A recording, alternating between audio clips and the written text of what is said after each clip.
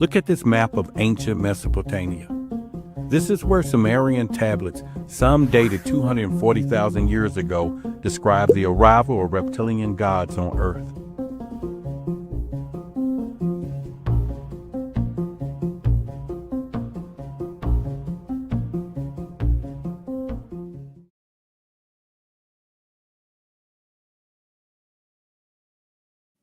You know, although I like to tend to say that any of my videos, especially when I talk about this agenda, is more for educational purposes, because I think it's all about knowledge when we want to look into, especially when we think about terms or people discuss things like shapeshifters or reptilian agenda or all of these things. And but when I do go there, I think there's a lot of times a lot of people are not really familiar with the fact that, you know, there's research and things that goes behind that type of conversation, right?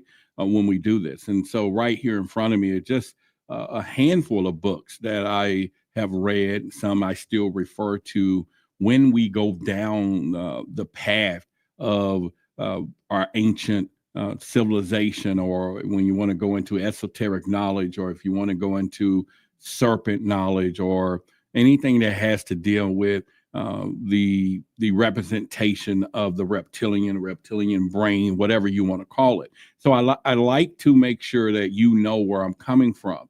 I'll go over a couple of these books with you just to kind of let you know in case you want to do. This is just the more specific ones that I've refer to, and connect a lot of the dots. So I just wanted to kind of present this in front of you.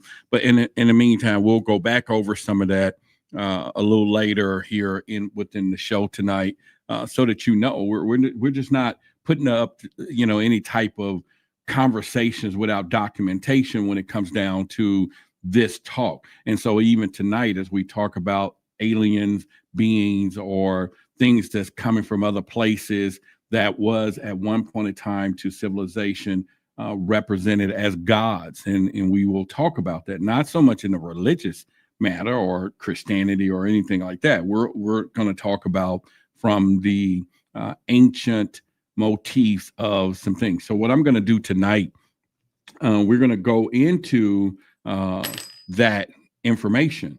You know, I'm going to tie into some of the Sumerian things, go back to global synchronization, but I'm also going to point out 4 key elements that goes into this particular topic. You know, from the Anunnaki we talk about, and I'll get it, and once again, get a little into a couple of them. And so we're talking Gilgamesh, and then we can get into a little bit, once again, Enki. But it's going to just tie us into what I call the reptilian gods. And I think that's something that we should really dig into a little more deeper and go down that conversational hole as we continue. Real quickly, I'll say to a lot of you, I've already shipped out the ones who, you know, got their luminous. I'm wearing now, you know, the luminous, not just the brand, but the point of letting the world know that nothing is hidden from us. This is the actual pendant, but it comes with a little starter chain, like I said. And, you know, I'm going to upgrade the chain, right, this weekend a little bit for mine, but, you know, I wear it still as is. And so these are things that we have. And once again, for sure, if you are interested in it, I ship it out. The shipping is included. This is the for your support.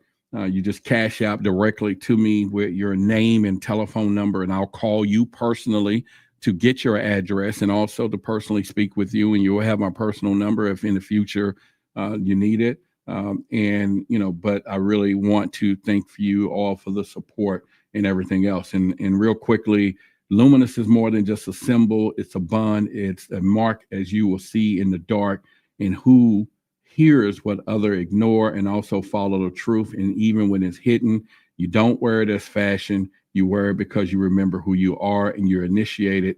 Watched by none, but watching all. So those are the things that I like people to really truly understand where we're going. So we're going to hop right into the conversation right now. And of course, we're live, and it's Thursday. And then, as you should know, we're going to have an after show right after this that we go into our uncensored area. So if you want access to that, there is a link in the chat or the display here, or video description to our Patreon, and we're going to go deeper. And we might name some names of this agenda stuff back there, because there's oftentimes you can't do a lot of that here in the open, but we'll definitely get in there in the back. All right. So the first thing that we want to talk about, when you say, well, wait a minute, who was these gods that came back or not came back, that was here? And there's a lot of folklore behind when we start talking about these gods having scaly skin, or all of the things that people say that they have, or who are they? Anunnaki, was it reptilians? Are they still here? Or the bloodlines? We talk about that here all the time. I'm going to tie in a little more deeper presence of it to send you on a research part, right? So that you might go and say, okay, Roderick, I'm going to look up some more of this stuff myself, so that you are able to find out some information that you will want and look into. So the first thing that you want to tie into when we talk about the gods or reptilian gods that possibly came to Earth and have shaped humanity through DNA and through now our worldview and world events, allegedly, that people say that's happening on a daily basis. So first, we'll take you back to the Sumerian divine kingship. This is where it all really begins when you start thinking about it, because that's what leads into what we talk about today, and we'll go into deeply in the after show. But the reptilian hybrid bloodlines, right? This is something that you want to pay a close attention to. Now, give you a little backstory of the Sumerian divine kingship. Now, the kingship descended from heaven. This is what it says. This is the poetic side of it. It's the code. And they're saying that these gods they wasn't abstract, right?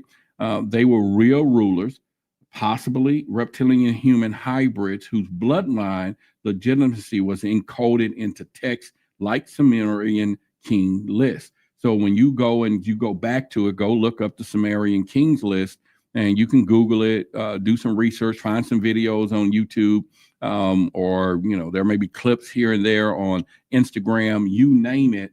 It exists, right? And so start looking it up.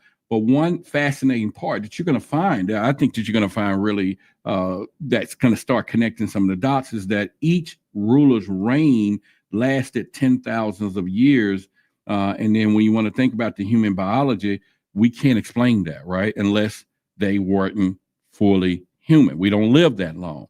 And there's a lot of the ancient texts and stories of how our life has changed genetically so that we don't live as long. So that also runs the parallel to where people be like, well, Roderick, what are you talking about with these, lizard people? Where, all right, some could be still here. And then we want to speak of what we think now is going on with the hybrid type of scenarios that people allege that's out here on a daily basis. So I think when we start looking at it, the main question that I think you should ask yourself, and all of us, when we start talking about the why, I'm into the why, not the how. The why is, why do these kings rule for 28? I think it was like 28,800 years. And that's not symbolic, it's genetic, right?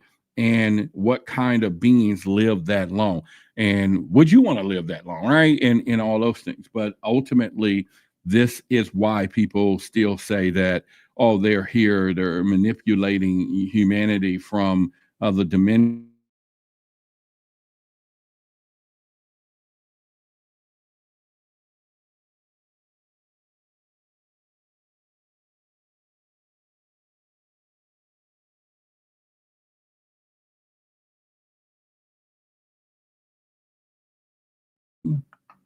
Okay. All right. Did I fade out on you guys? Because I look like my screen faded out 3 minutes ago, 2 seconds ago. Let me know if I did. Put it in the chat, but let me know if everything is all right now. And I'll continue rolling and we would do that. So we'll continue down the pipeline. All right, so we're good now, though, right? We got Rob G in the house. All right, somebody said you shifted.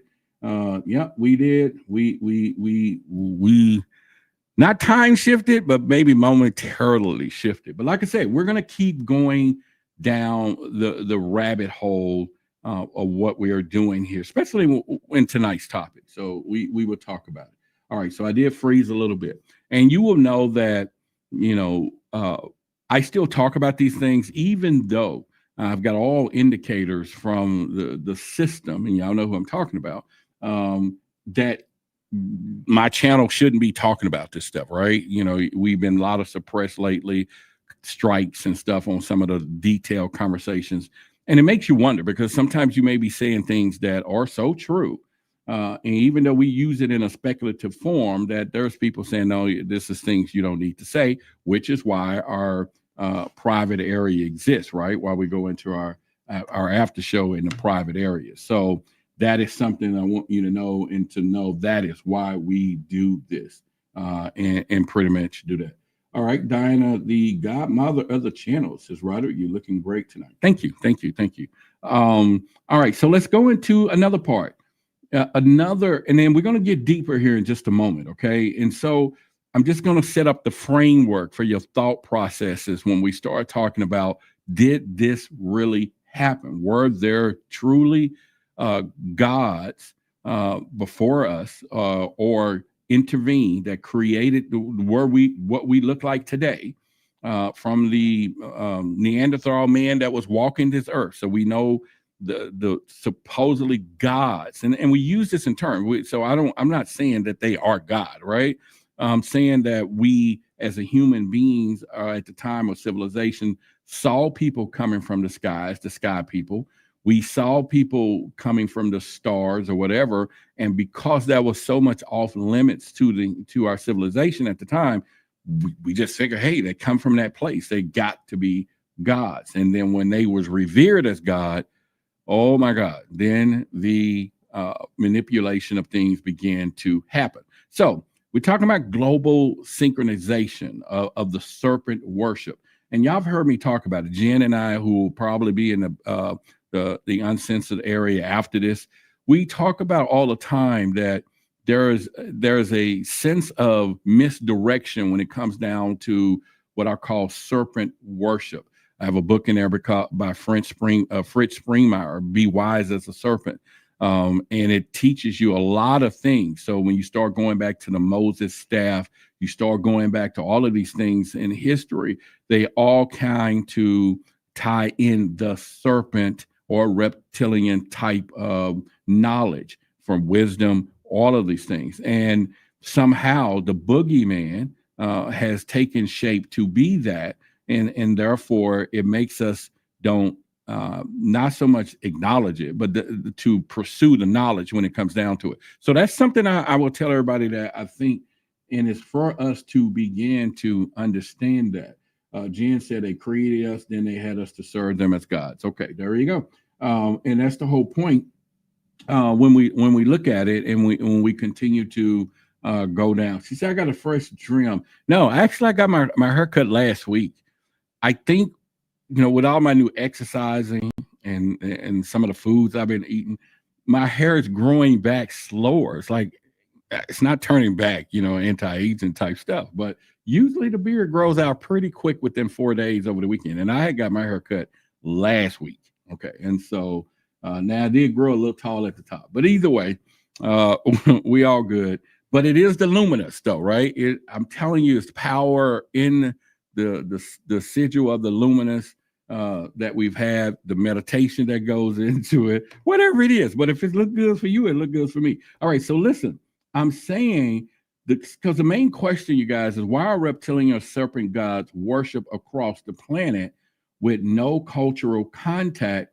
And then what DNA is behind this? So think about it and start looking this up yourself, right? Your eyes are useless when your mind is blind. Go look this up yourself. There's all types of artifacts. Peru, all these different places that they all over the world, the Nagas, in Mesopotamia, Mesoamerica, or whatever. You know my grammar rule, right? So the whole point in they all point back to the reptilian type of information or DNA, crossing and all of these things.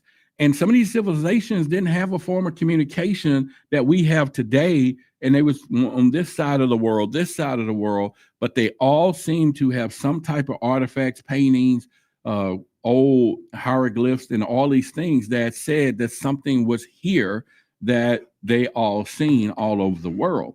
And so again, that is the question, because when you think about, once again, the Sumerian gods resemble serpent beings. If you look that up, Enki, they're and you want to say their bioengineer is symbolized by the double serpent, precursor of I think it's called Cactus or whatever, which is the medical, I think, symbol or whatever. But nearly every ancient culture, Mayan, Egypt, India, if I'm not mistaken, China, describes the serpent or the dragon as gods and as originators of knowledge, kingship, or bloodlines. And so, once again, for us being truth seekers, we should look into that. We should think about exploring those options. And I told y'all when I spoke with David Icke not long ago, and we was talking about me going down this path, and then I told him that it all roads lead toward the religious aspect of it, and I really didn't want to do that.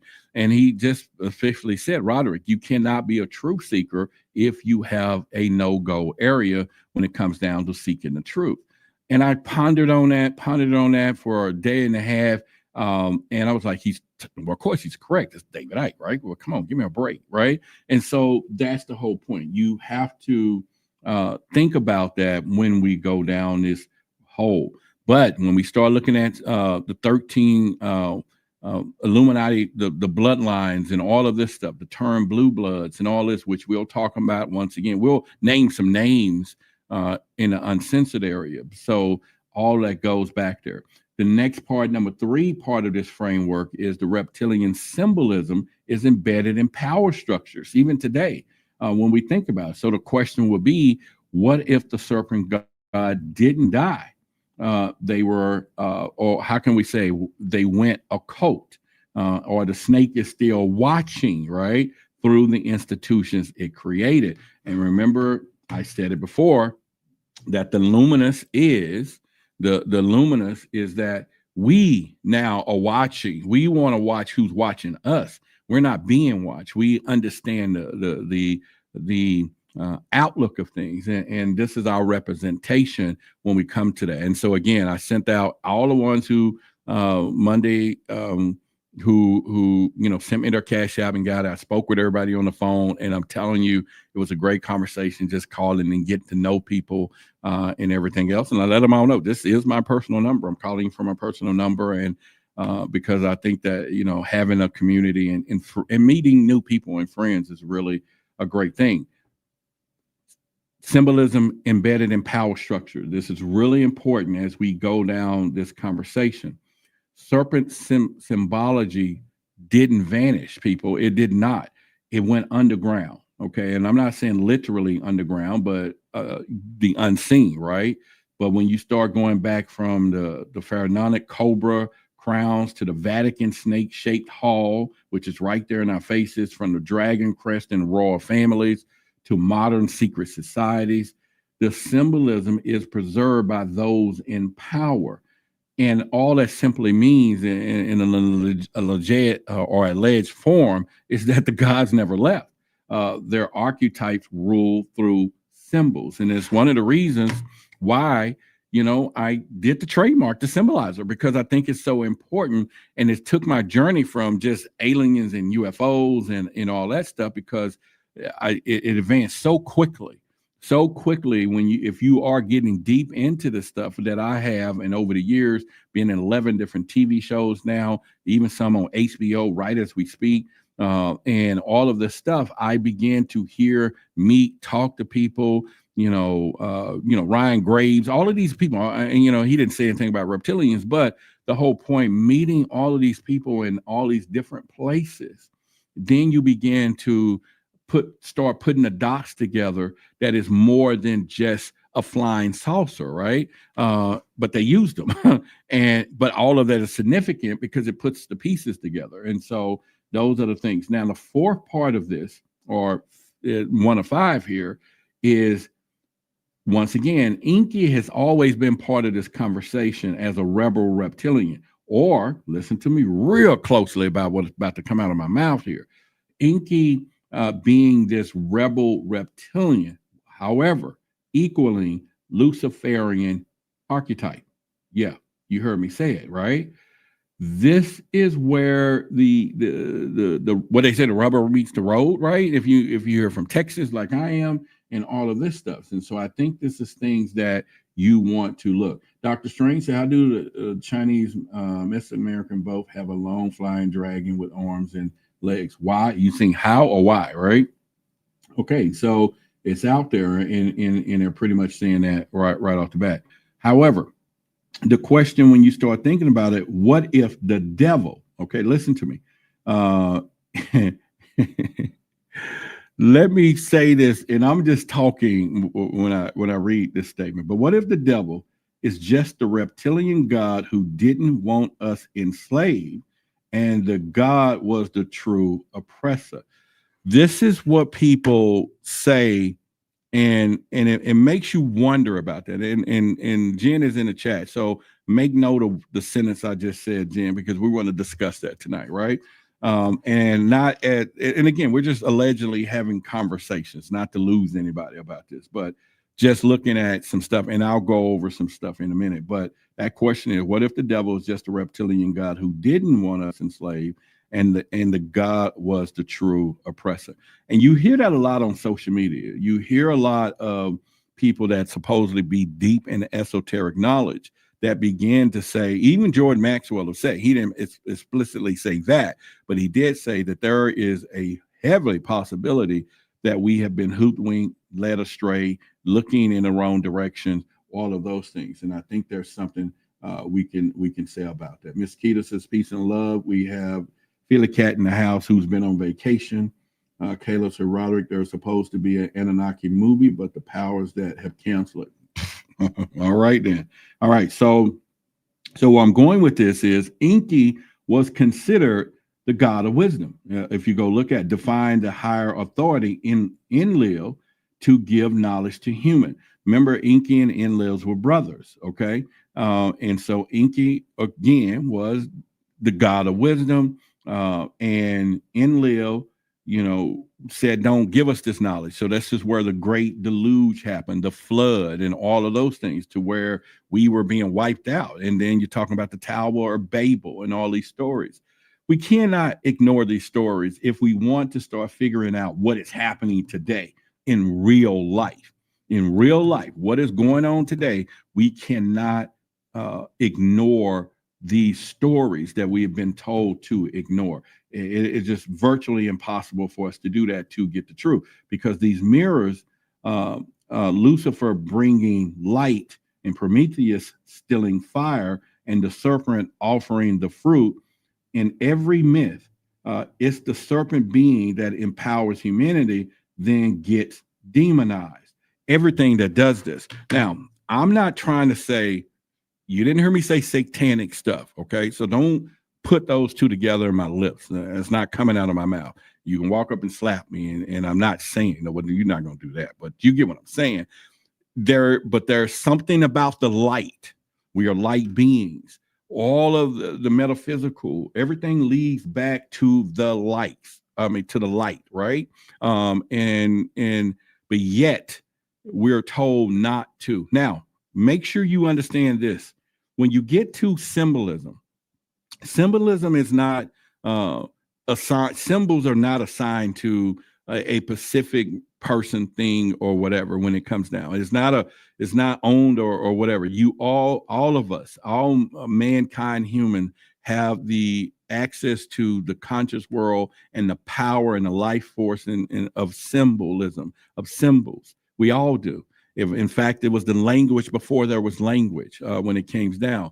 This is why you see me harness the power in my protection sigil that I wear, or luminous, knowing that the light, luminous, us doing our eyes are useless when our mind is blind. And so I make sure I know we can harness that power. Symbolism is not just erudition. It is it should be the basic knowledge of every human on the planet. Because when you know these things and see these things, that's incorporated in everyday media, it's incorporated in companies and branding, and they're drawing the power, our mind and subconscious stuff, and they're luring us into their products and services and all these things, and you don't even know it, because the unconscious mind is functioning billions of milliseconds faster than the human thought, of us just sitting here in reality. And so I think that's something that you want to consider to know.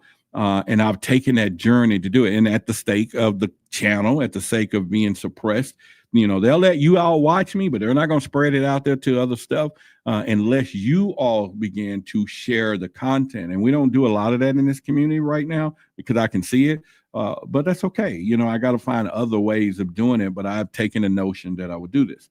So the other part of this is that once again, when you start thinking about it, so you will know that.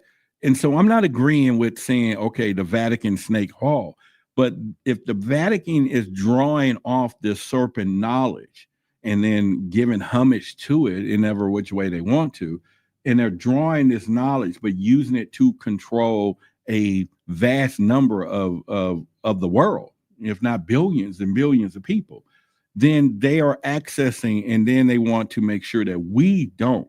And I've said it before, so let me make sure I clarify what I'm saying to you. Each and every one of us is born with some type of gifts and superpowers. We all are. We're gifted. And you and I both could grow up together, walk the same, eat the same apples, oranges, or whatever. I got superpowers. You got superpowers to fly. I got superpowers to see in the dark with X-ray vision or whatever. And all of a sudden you get invited to go over here and be on the blue side. I get invited to be on the yellow side. And one is evil. I'm not saying which is which because I'm not pointing out to anybody, but one is evil and one is good. That doesn't change the fact that we both got superpowers. Because the superpowers don't go away because you're evil, and it ain't going to go away because you're good.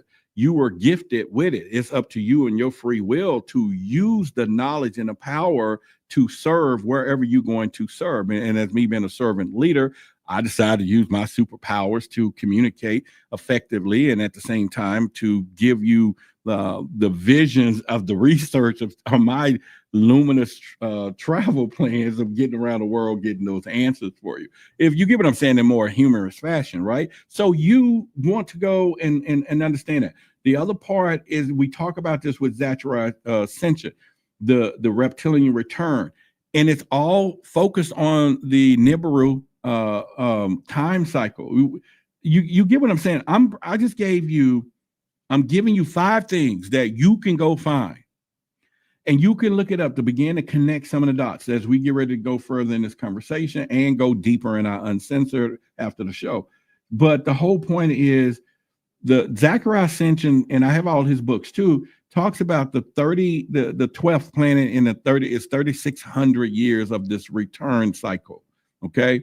And supposedly we're in that process. Now, I don't know if that has anything to do. We're in Aquarian age, and all of a sudden now we were in the Piscean age, and what happens and all that connects. I'm still into that. But the 3,600-year-old orbit connects the Sumerian reigns to Nibiru's return, which is a planet or craft-like to the Anunnaki reptilian gods. And if each major Earth resets align with the Nibiru's orbit, then these gods may return in cycles, bringing allegedly, disasters or judgment.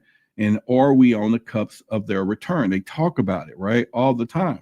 Because if you start thinking about it, every 3,600 years, the gods come back as rulers, judges, or harvesters, and we are nearing the reset. And people talk about it all the time, the great reset, or all these things that are supposedly be happening in all of this thing. So hopefully you get where I'm going with this when I'm talking.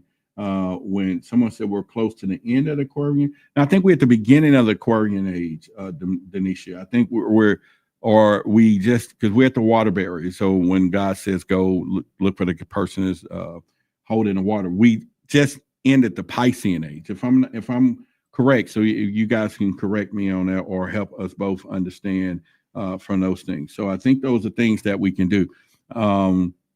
And really look at where we're going with this. And so the whole point is to understand how we would do this. So real quickly, let me just give you this. All right. So this is a book called The Reptilian Agenda by, and it's Earth's Darkest Secret Decoded. It is some good stuff. It's a quick read, but they all began to lead to the point that the reptilian agenda is a gripping exploration and hidden truth and ancient conspiracies that lurk just beneath the surface of human history. And here you're going to discover the shocking reality behind UFO phenomena. I just said that, government cover-ups, and Earth's most guarded secrets. This is a good book. So just to give you some things to go look at. This one, I read this one, the Secret History of Reptilians. This is by Scott Allen Roberts. This book is a good freaking book when it comes down. He goes really deep into this. And his thing, listen to me, his thing, Robert has done every Christian a service by bringing together the myth of various cultures, religions surrounding the figures of the serpent, coupling them with the UFO phenomena. As you can see, this is how I got here by being a deeper research in the UFO stuff. It started leading me down that road. So make sure you go to one of the best right here that'll get right to it is the Reptilian Alien Origins. You've seen this artifact all over the internet, have different places of a reptilian holding a baby or supposedly breastfeeding. But anyway, the Reptilian Alien Origins of the Human Species, this is a good book. This book takes the time to examine the script. I think it's the tablets from Mesopotamia, along with many accounts of additional ancient texts and documentations. They get right down to it. They give you every from photos straight to all this reptilian stuff. And so you get, I've studied this and it's caught my attention. This one here is really good. This is about the Nephilim, which we talk about the giants, which is the hybrids, which all of that stuff, which this unlocks the ancient secrets of the Nephilim giants shrouded by mystery, legend, and everything else. But it all ties into the reptilian. One of the best is this one, The Flying Serpents and Dragons by Boulay. This person, me and Reverend, we talk about this all the time. A friend of mine and, Reverend Carter, if y'all know who that is, Michael J. Carter, and look up his books. He talks about all of this stuff, scriptures in the Bible, alien scriptures. But anyway, this one's talked about the story of mankind's reptilian past. Look at this, the dragon. Look at this, the double serpent or the body. Even the cover of the book symbolizes a lot of stuff when it comes down to it. And this book refers to legends to giant flying lizards and dragons, which goes back to Mesoamerica. And it ties in. Now, my newest collection, which I will really encourage everybody, is this Reptilian Bible. This is by Dario Thomas. He is really good telling you in the scriptures, defining some of the things that you're not going to find in the churches and everything else. And this is volume 1, which I've read thoroughly. Then you have volume 2 of his, which is really good. All this stuff is good read. Once again, Reptilian Bible. And he breaks it down. So, and he has all the way to volume 4. So I have all his books. I have not read this one, and I'm in the midst of this one. 1 and 2 I've already read. And one of my best collections that I've spent, I don't know, hundreds of bucks. You can't even find this anywhere. This is the Reptilian Connection, Serpent Worship, Serpent Lore, Biology. This is volume 2. It is 4 volumes. It is 1,600 pages, all about this is the serpent with the human head, serpent Old Testament, serpent dread, primate family, all the way down to snake symbols to worship. This is volume 2. We have volume 4, I think. Anyway, I got 4 volumes of this 1,600 pages of this stuff. And so when you hear me talk about it, and I talk about it lightly, because I can't really say everything that I have explored in all this stuff. I don't just be trying to just talk off the top of my head and be like, oh, he's talking about this crazy. People, I'm telling you, I've discovered that they've been lying to us about some stuff, right? And like I said, I'm not making no connection to Satan. Oh, okay, that exists. That is real as it gets. Okay, I'm saying there's something about the knowledge of the serpent, the wisdom, the knowledge, and the exploration of the light. Okay, all of this stuff that we're being told to close our eyes to. There's something about it that it is worth your time and mine and all of us to continue to search for it, to enlighten us, to illuminate us, to be luminous about what we're doing when it comes down to this. And so I'm just letting you know that there's some stuff out here, and I don't just play with this stuff because it's too serious, because it baffled my mind in my religious world that I grew up in, and all that I was taught. Raise a child as this, and it played with me for months and months and months, because I had to break away to begin to look deeper and to comprehend some of the stuff that I was reading based on. I'm like, no, this just can't be.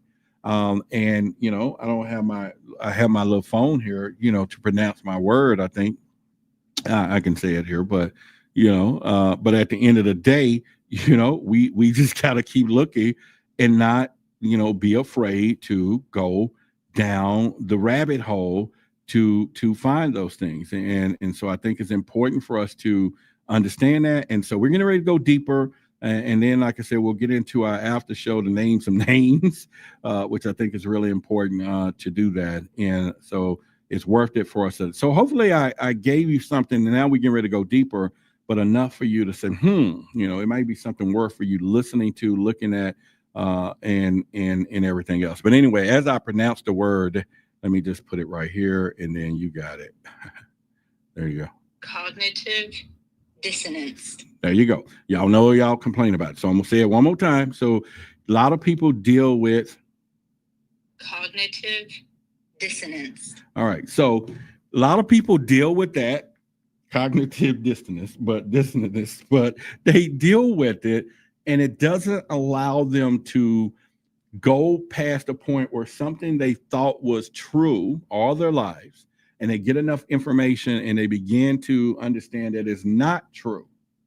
And then there's people who think of things that is not true, and they find out it is true. Philly Cat says good night. All right, later. We'll catch up. And they can't deal with the change even when they're given the information. And we talk about that, right? We talk about that all the time. So let's go deeper when we do what we're doing, so that we can kind of go from those and anything else. And so, and listen, if you got my personal number and there's a word that I butcher besides that word, and you want to be my interpreter for that word, I'll have a group of y'all. Different words will be different people saying different things, making sure we just pronounce everything like people need to hear it. Okay, so y'all let me know. You may be that person. All right, so let's get into real quickly the 4 components of the 5 things that I talked about: the Sumerian divine kingship, the global synchronization of the serpent worship, reptilian symbolism that's embedded in our power structures, Enki as the reptilian rebel, Luciferian archetype, the reptilian returns. We talk about the Nibiru, and all of those things. And so the foundation of those is these 4 aspects or people or things that combine this, that should, by the time we get off this show on the front end, should send you in a direction that you're going to go looking up some stuff, because that's just what it is. So the Anunnaki, alien beings or gods who are described from the skies to establish civilization. Jen mentioned that in the chat. We've been talking about this constantly, that is something that we can do. Gold mining is one of their motives of tampering with civilization, control of earth, hybrid experimentation. So you hear about the reptilian brain and all of those things. When you want to look into the symbolism of it, and I talk about reptilian gods, dragons, serpents, those from heaven to earth came, the spiritual stuff, vampires, and all of these things are all depictions of the reptilian stuff, from the blood stuff. And you got mythological ties. You go back to, if you want to look into Sumerian texts, Enki, Anu, Book of Genesis, Book of Jubilee, all of these things.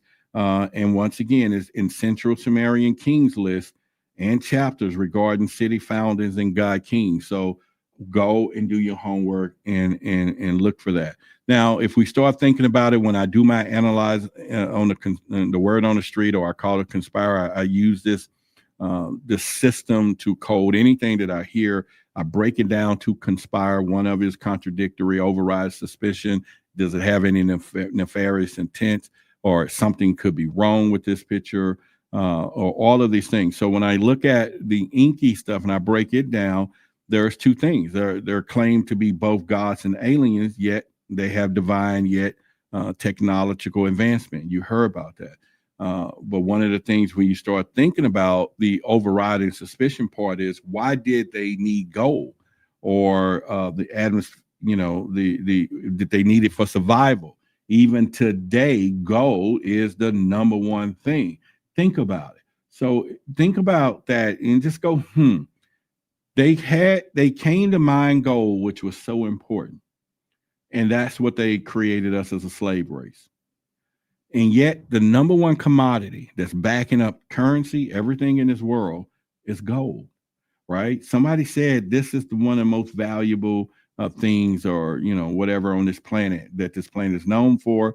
Harness it, keep the power of it, and gold backs up everything, right? It backs up supposedly in the what is that, the place that harness all the gold, right? So think about all of those things when we look at it. Dr. Strange says gold reflects better than any other surface. Okay, so something about gold, right? But when you start thinking about is there some bad stuff here, some nefarious things, they established the elite priesthood and king bloodlines. So some of these bloodlines wasn't kings because God said so. Someone said that they were connected to who, and then all of a sudden everybody else believed it. And I think that's one of the main things, that the protection of knowledge is so strong, because people, the common people like ourselves, outnumber these people that walk around saying they are royalty of what they do, right? And the biggest fear of them all, they talk about even the reptilian stuff, the biggest fear is us discovering them, because we outnumber them, and we've already showed the power and the resilience and of being the grand creator of them, or being created by the grand creator, right? The Most High, when you start thinking about it. But the whole point is, they say their long reigns defy human biology, and they've been doing this for years, okay? And I said it before, ascension and ancient astronaut theories has been ridiculed. They've been persecuted. They've been the victims of their stories, of their knowledge, and all of these things. And once again, if you start thinking about the random stuff out there, the serpent and sky being motifs appear everywhere, and they're not random. They're not random. So if you put all that together, when you start thinking about it, the mainstream viewpoint when it comes down to the Anunnaki, and I've said it before, academia dismisses the Anunnaki as deities. They exaggerated their reigns on the King's List. I've said it before, as well as that. But once again, there's no real evidence. That's what they say, that don't support these entities and everything else. But we know, as truth seekers, if you read some of those books and everything else, Zechariah Ascension asserts that the Anunnaki were flesh and blood extraterrestrials from Nibiru. That's what Zechariah Ascension said. However, we're talking about blue blood, though, right? And they mine gold to sustain their atmosphere. And then they genetically modify early humans and install what they call the king priest to rule. So a lot of these things have been installed for us to assume that that's just the way it is. But once again, there's a lot of red flags in this when you talk about the Anunnaki stuff. So If there's myth, why do multiple ancient cultures describe them as sky gods or ziggurats in line with the stars and hybrid rulers? Go look at that, right? And the reference that you want to go, again, we've said it before many times. You're talking about Project Camelot, David Icke, all of this stuff, he talks about it. And so those are some big things. Do you take this stuff? No, what you sent me? I don't know what you sent me, so no, I haven't. This is just what I was working on. But we'll talk about it in the after show, so we can go over it. So pretty much. But if we are on the same page, see, we're on the same page in all those things. But the public, once again, either laugh at these theories or, and this is why, I get a lot of people that used to follow me. When I start talking about reptilian stuff, they went zip, like this dude nuts now, David Icke, when he first started seeing this in his global conspiracy stuff and books, man, he was ridiculed so bad. And now, all these stories and all these people are coming up because people just was like, nah, we're not going with that and whatever. But anyway, read Zachariah Ascensions, the 12th planet, and that'll give you some real idea of what's coming on when it comes down to it. The other person, like I said, real quickly, was Enki. We talk about him all the time, Anunnaki God. He was the scientific administrator, co-creator of man. And I still kind of don't go with that part because, what was Anu? Enki and Enlil were looking to create this slave race. And then she said, what you seek is already there. But at that time, I think we weren't able to procreate or something. I'm not for sure. Correct me if I'm wrong. But then they start tampering with our DNA, start tampering in what they said we've been altered 60-something times. Then, of course, the daughters of men and all this was beautiful. They came down against the rules and began to crossbreed. And then that's where the whole story is, everything else. So again, Enki's motives was bioengineering, humans to work as laborers, for the Anunnaki. And of course, the symbolism in that, they was the Lord of the earth, man. They was the deal, the serpent god, the wisdom deity. Once again, the wisdom deity. And just kind of go looking into it and pretty much. But either way, the story of Prometheus, you've heard of that, you talk about the serpents and everything else. But once again, the story of the conspiracy side of things with Enki was that he helped humanity, serve, or was he a liberator of the tools? And that's still supposedly in all this stuff, you got to go through that. But anybody play with the DNA, play with the DNA. They all did. So I think it's something we have to look at it. But, he was what they consider a biotechnician extraterrestrial. That's just plain and simple. He used advanced methods to engineer the Adam or Adam or whatever they want to call it, and which was the first humans. But we were told that there was one Adam or Aduma or whatever, and Eve, and those two people came like this, put his little red rocket in her, portal, and all of a sudden that 5 billion people came from those two people. And if you believe that one, I really do, for sale right now. I have an iceberg that can be sold over there in the Middle East. It's for sale, and they don't want but $100 for the iceberg in the Middle East. So if you believe that two people came from two people, made all these 5 billion people, then I do. The iceberg is for sale for you, and just $100. You can own the largest iceberg in the Middle East. And you can own it, and we'll sell it to you. Or anyway, I'm not saying that, but I don't buy the story anymore. That's all I'm trying to say when it comes down to this. But anyway, they were seen as sympathetic to humanity. But either way, Enki is mostly unknown to modern audience and outside of the esoteric knowledge. A lot of people don't talk about Enki and Enlil. They're not going to do that when it comes down to that. Now, but if you want to go into the insight part of things, so and search the web, Enki is linked to Luciferian. So I've said that before. The light bringer, opposing authority gods. And of course, Ike and Ascension both see him as a rebel figure with hidden knowledge, right? And so there you go when it comes down to all of those things when you do that.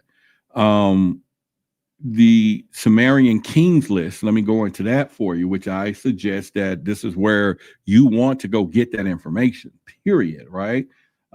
It's a text document, divine kingship and the long reigns, okay? And it kind of supposedly let us know who those kings was. Now, supposedly, the motive of this was preservation of the divine rulership lineage and cosmic order, which Springmeyer and a lot of these people talk about it, the 13 families, which we're talking about the Lee, the Chews, the Rothschilds, the Rockefellers, the Kennedy, Onassis, the what's the Collins, the DuPont, and Astors, and all of this. There's a lot of them. And if you go back and keep going back, now Collins is probably the most notorious. I'm not going to say the word. You don't hear nothing about them for purposely. And, let me skip that. We'll talk about that in the uncensored area. But we can go there to begin the point. Ms. Layla said, yes, I never believed that the struggle and struggle with the concept of one man and woman populating the earth. I mean, hey, listen, that is the truest thing. And when it comes down to that, and I think that we've been told that, just like we've been told the story of two animals, Noah, took two of everything and put them on this boat. And I could have sworn we got elephants, we got rhinoceros right now, giraffes, all of this stuff fit on this boat. Now, what I am saying is Noah's probably had to been one of the craziest and the dumbest person in the world, because he had to have foreseen two things that he should have left off the boat. One of the damn mosquitoes and one of those damn roaches, and maybe one of the rats, right? Because at this point, he had to have had a clue while he was on that boat or something, that those two of everything, oh my God, I don't even have to say no more when it comes down to that stuff. But when we're looking at it, and pretty much, but y'all get the point that I'm trying to make, though, right?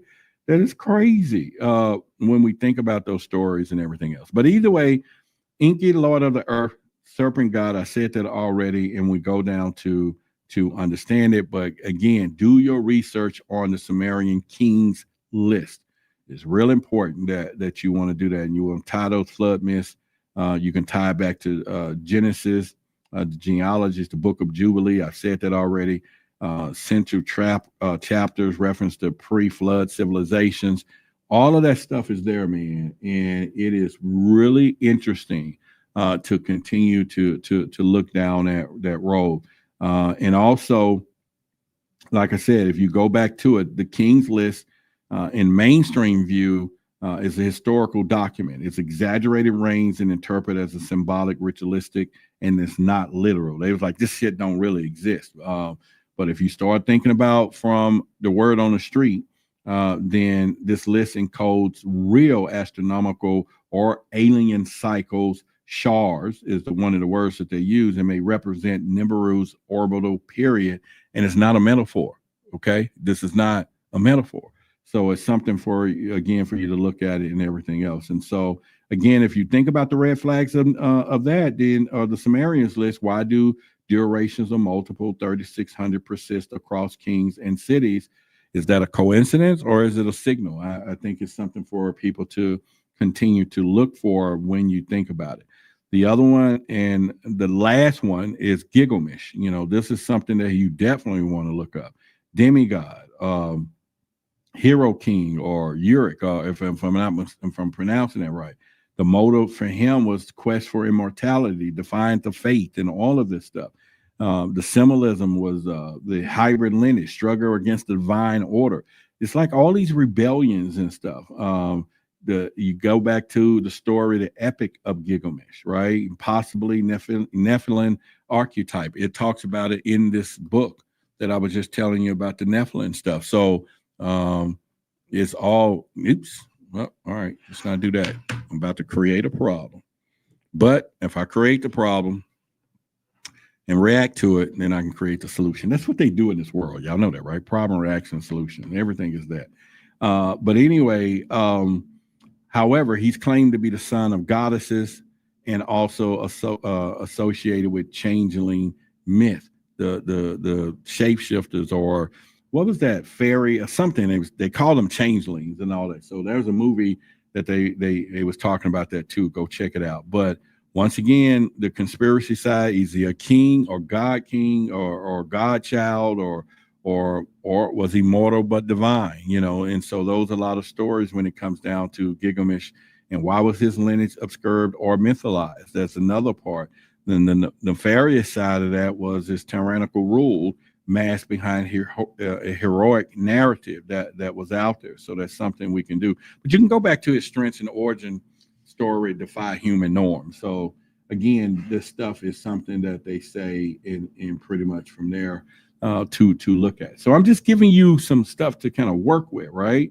And understand that you know, there's a lot of random stuff that was in the story, but you're talking about changelings. Remember the themes: mirror, Nephilim, demigods, and then starseed lore. All right, it connects to that as well. So those are something to look at. But as I come to a tie on this part, Gilgamesh is literally a hero and historical king of Uruk, whose myth was embellished into a cautionary tale about hubris and mortality.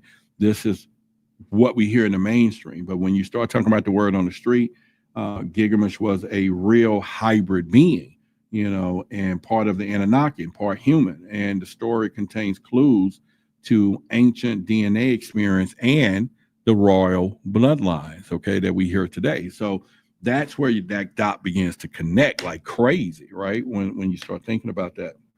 And so just know that, you know, most of us think they're known as ancient myth or video game characters, and few consider the possibility of that they really exist. And so I think that's something people need to look at. But the red flags that I want to point out is that his tale mirrors those of Hercules, Samson, Enoch, suggesting I would say a cross-cultural archetype. Because if you notice, they always said the greatest story that was ever told. We know that the manger, the born to a virgin Mary, or not Mary, but a virgin, the child, and all of this stuff. If you go back and look, that Jesus story is told in 26 different religions.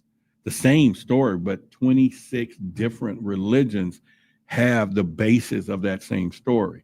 And yet that's something they don't even talk about today. You know, they're not going to, because it changes everything, but it's definitely there when you look at those things from there. So with that being said, we're about to go into our private area, which we will talk in more details. Also, we're going to start back doing our Monarch Keystone training. I should have been still doing it, but someone has brought that to my attention that we need to be doing that into the trainings and stuff. So I was turning it into one whole program, but I think if we do pieces of it, y'all still get some value.